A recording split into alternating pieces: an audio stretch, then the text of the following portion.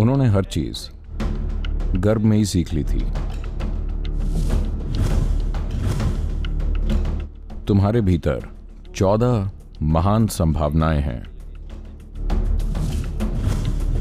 उन्होंने अपने सैनिकों से कहा, अगर एक बूंद भी इस बर्तन से गिर जाए तो इसका सर उड़ा देना। 1 दिन, 2 दिन, 3 दिन, 4 दिन वो वहीं खड़े रहे।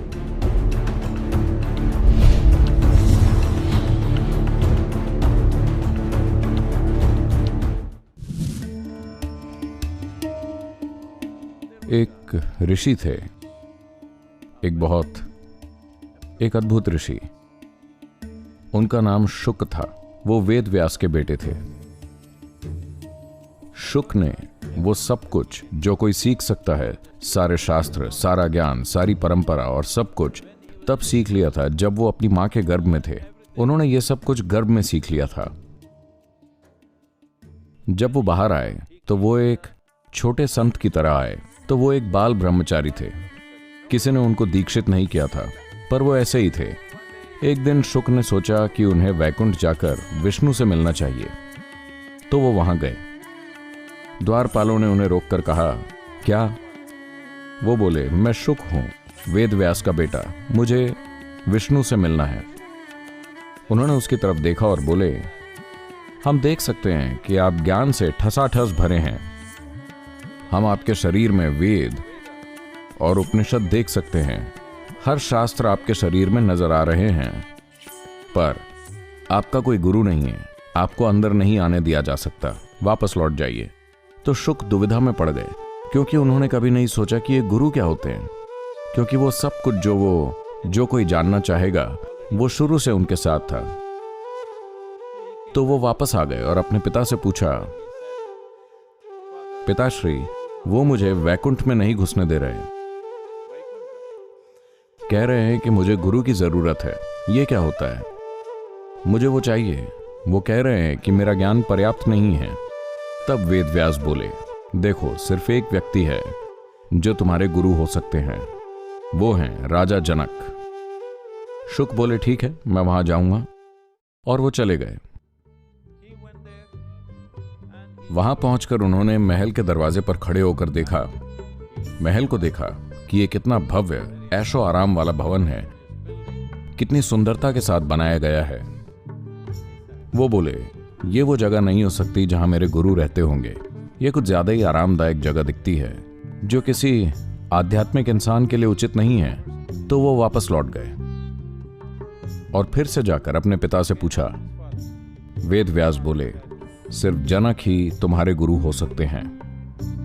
वो फिर से वहां गए और अब जाकर देखा कि महाराज तो बगीचे में अपनी रानी के साथ आराम कर रहे हैं। वो बोले, अरे, ये वो आदमी नहीं हो सकता, और फिर से लौट गए। इस तरह से वो बार बार गए और लौटे, 12 बार। तब 13वीं बार वेद व्यास बोले, देखो, You have 14 great possibilities within you. तुम्हारे भीतर 14 महान संभावनाएं हैं। 12 तुमने 12 बार आने जाने में व्यर्थ कर दी हैं। अब सिर्फ 2 और बची हैं। अब ये तुम्हारे ऊपर है। तो शुक महल के दरवाजे पर पहुंच गए। उन्हें महल का ऐश्वर्य पसंद नहीं आया। जिस तरह से लोग बढ़िया मलमल के कपड़े पहने थे, उन्हें पसंद नहीं आया। वो बोले, ये आध्यात्मिक जगह नहीं है। पर क्योंकि उनके पिता ने उन्हें चेतावनी दी थी कि बस 2 अवसर बचे हैं, अगर तुमने वो गंवा दिए तो तुम सब कुछ खो दोगे, तो वो अंदर चले गए और जाकर बोले, मुझे महाराज से मिलना है। पहली उम्मीद तो उन्हें यह थी कि शुक, वेद व्यास के बेटे, जब आएंगे तो महाराज खुद चलकर उन्हें लेने आएंगे। कोई नहीं आया। तब वो गए और विनती की, मुझे महाराज से मिलना है। तो जनक ने पूछा कि वो कहां खड़े हैं। उन्होंने बताया, वहां। वो उस जगह खड़े थे जहां आमतौर पर महल से बाहर वो सारा कचरा फेंका करते थे, जो जाकर एक गड्ढे में गिरता था। वो उस जगह खड़े थे। जनक बोले, उनसे कहना ठीक वहीं खड़े रहें। और वो उसी जगह खड़े रहे। जैसे ही शाम हुई, वो दिन भर का कचरा वहां फेंकने लगे। वो वहीं खड़े रहे। 1 दिन, 2 दिन, 3 दिन, 4 दिन वो खड़े रहे। कचरे के ढेर ने उन्हें पूरा ढक दिया, पर वो बस खड़े रहे। तब राजा जनक ने पूछा, क्या हो रहा है?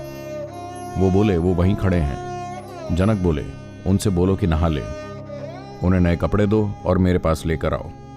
तो ऐसा किया गया और तब वो जनक के सामने आए।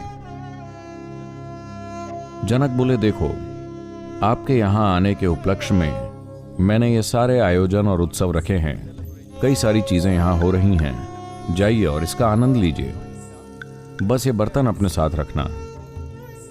वो बर्तन ऐसा था कि वो दूध से लबालब भरा था। वो बोले ये बर्तन अपने साथ रखिए और जो भी आपके सम्मान में ये आयोजन रखे गए हैं, जाकर इनका आनंद लीजिए और फिर वापस यहां आइए। तो शुक ये बर्तन लेकर जाने लगे। ये तो लबालब भरा है। जनक ने अपने सैनिकों से कहा कि अगर एक बूंद भी इसमें से गिर जाए तो इनकी गर्दन उड़ा देना। तो जब आपकी गर्दन का सवाल हो तो पता है ना आप कितना संभाल कर चलेंगे। बहुत ध्यान से एक भी बूंद गिराए बिना वो सारे आयोजनों में से होकर वापस आ गए। तो आपने उत्सवों का आनंद लिया? जनक ने पूछा। वो बोले कौन से उत्सव, मैं तो बस इस दूध को देख रहा था। तब जनक बोले अब आप समझिए कि ये मैं हूं। बस ये देखने के लिए कि दूध गिर न जाए आपको इतने ध्यान की जरूरत पड़ी। परमात्मा से निरंतर जुड़े रहने के लिए इससे कहीं ज्यादा ध्यान की जरूरत होती है। पर मुझे देखिए, मैं इसके बावजूद अपने आसपास की हर चीज में शामिल हूँ। आप अभी भी उस स्थिति में हैं कि अगर आप एक चीज पर ध्यान केंद्रित करें तो दूसरी चीज आपसे नहीं हो पाएगी। तो आपको इस पर काम करना होगा। और उन्होंने शुक को अपना शिष्य स्वीकार कर लिया। एक ऐसे व्यक्ति जिन्हें हर कोई जन्म से ही संत की तरह पूछता था, जिनका जन्म ही एक संत की तरह हुआ, पर उन्हें इसकी जरूरत थी। क्योंकि एक चीज है, अपने अंतरतम से जुड़ने के लिए सबसे दूर हो जाना, पर उसके साथ सक्रिय भी रहना एक अलग चीज है। मेरा सारा काम इसी बारे में है। मेरा काम कोई शिक्षा नहीं है, न कोई फिलॉसफी, न कोई विचारधारा, न ही ये शास्त्र से उठाया गया है। ये बस तकनीकें हैं, आपको ऐसी प्रक्रियाएं देना कि आप अगर यहां बैठे तो आपका शरीर यहां है, आपका मानसिक क्षेत्र कहीं और काम कर रहा है, पर आप जो हैं वो इनसे कुछ दूरी पर है। एक बार आपके और आपके शरीर के बीच थोड़ी दूरी हो जाए तो शारीरिक दुख समाप्त हो जाएंगे। एक बार आपके और आपके मनोवैज्ञानिक प्रक्रियाओं के बीच थोड़ी दूरी हो जाए तो मानसिक दुख समाप्त हो जाएंगे। आप हर चीज का आनंद ले सकते हैं, आप हर चीज में शामिल रह सकते हैं, पर किसी भी चीज में उलझे बिना।